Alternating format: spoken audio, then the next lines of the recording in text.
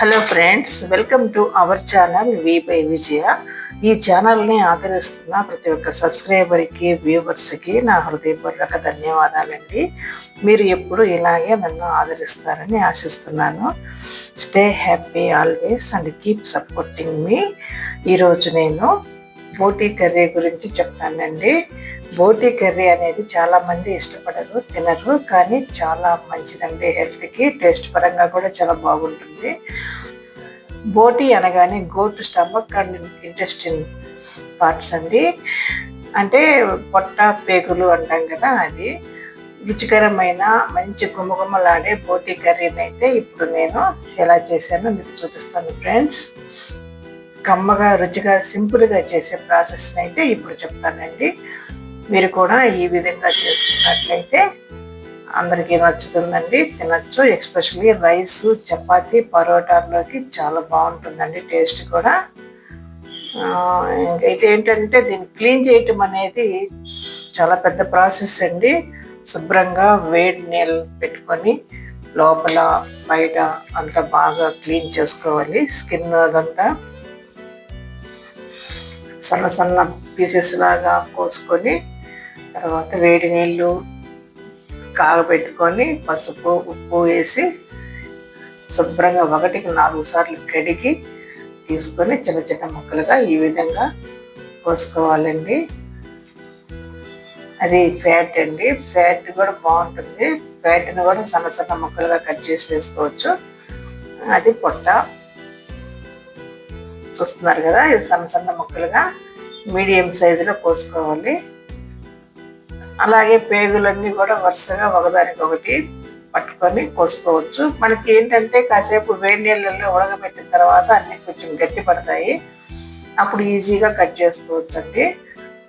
పచ్చివి కొయ్యాలంటే జారిపోతాయి, అసలు కట్ చేయలేమండి. అది ఇంకా చాలా కష్టమైపోతుంది.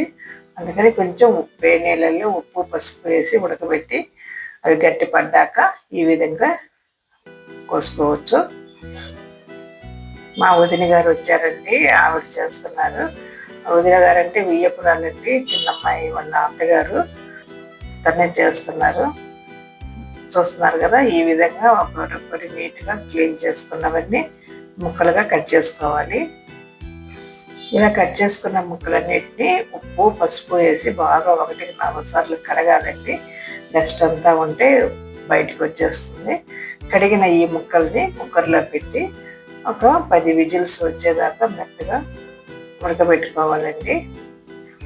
ఒక ఉల్లిపాయ, టమాటా, పచ్చిమిర్చి సన్నగా కట్ చేసుకొని స్టవ్ మీద బాణలు పెట్టుకొని ఆయిల్ ఎక్కువ వేసుకోవాలండి. నాన్ వెజ్ కదండి, నాన్ వెజ్కి ఆయిల్ ఎక్కువ పడుతుంది.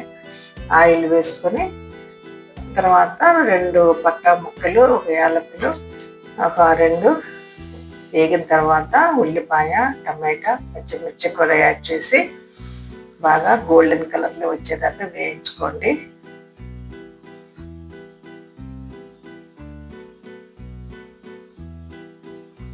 ఇప్పుడు ఎండు కొబ్బరి, ధనియాలు, గసాలు, సోంపు, 1 స్పూన్ జీలకర్ర, అల్లం, వెల్లుల్లి ఇవన్నీ పేస్ట్ అండి. ఇది మెత్తగి పేస్ట్, లవంగాలు కూడా యాడ్ చేశాను ఫ్రెండ్స్.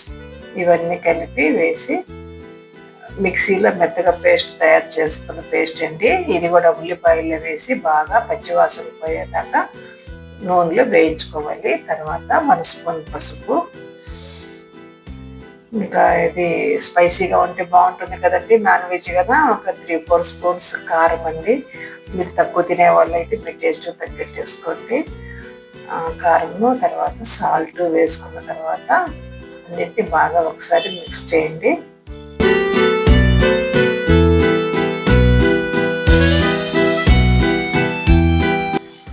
కుక్కర్లో మెత్తగా ఉడికిన ఈ బోటీ ముక్కల్ని ఈ విధంగా యాడ్ చేయండి. తర్వాత కూర అంతా ఒకసారి బాగా మిక్స్ చేయండి. మంచి స్మెల్తో గుమగుమలాడుతుందండి కర్రీ. ఈ విధంగా చేసుకుంటే చాలా బాగుంటుందండి. మీకు గ్రేవీ ఎక్కువ కావాలనుకున్నప్పుడు ఎక్కువ వాటర్ యాడ్ చేసుకోండి. నాకైతే ఈ విధంగా సరిపోతుంది రైస్లోకి.